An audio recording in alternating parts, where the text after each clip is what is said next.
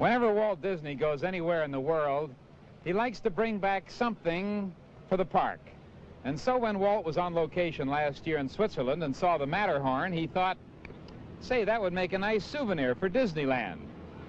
Well, there it is. Not the real mountain, of course, because even Walt couldn't bring the Matterhorn back, but he built one exactly to scale, 1/100th the original size, 14 stories high, just like the real one. And up there on the mountain now are members of the Sierra Club actually making the first ascent. So we've invited a member. Harvey, would you come over here, please? Certainly are.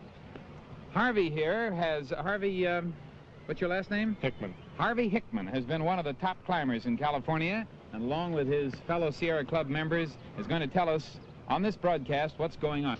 Now, this mountain is the exact replica of the Matterhorn, and right about now they'd be at what height if they were on the real Matterhorn? They would be a little over 14,000 feet, probably with about 500 feet to go.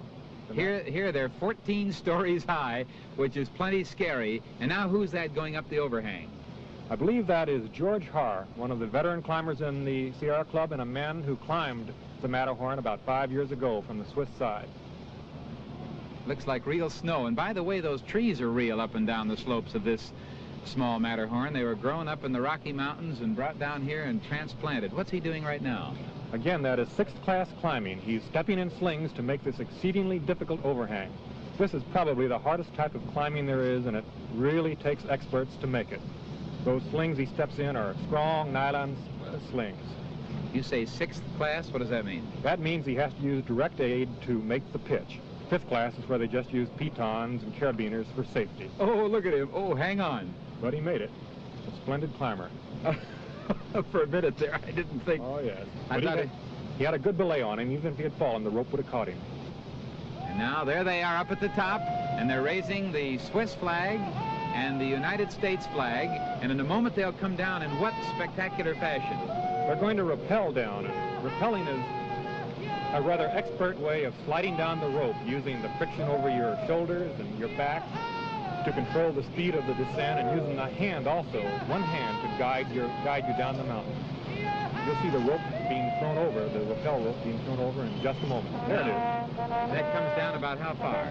Most rappel ropes are about 150 feet long. And now they're going to come sliding down the mountain with great leaps and jumps with almost like a free fall. Almost, but completely controlled and completely safe when it's in the hands of experts. And that's what these people are. Well, now we're about to see the most thrilling and exciting spectacle of all. Mountain climbers coming down just as they do up in the mountains.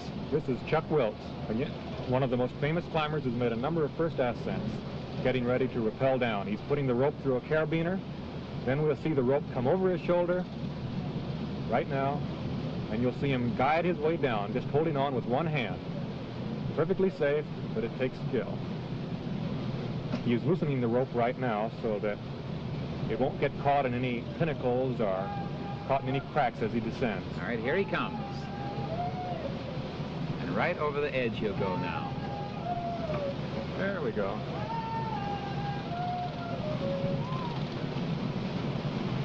It's exhilarating to do that, but it takes an expert.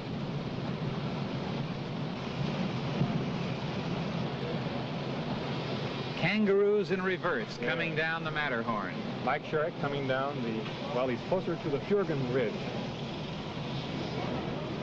Less. The rope runs through that. He's perhaps certainly one of the 2 or 3 most famous young climbers in the Sierra Club.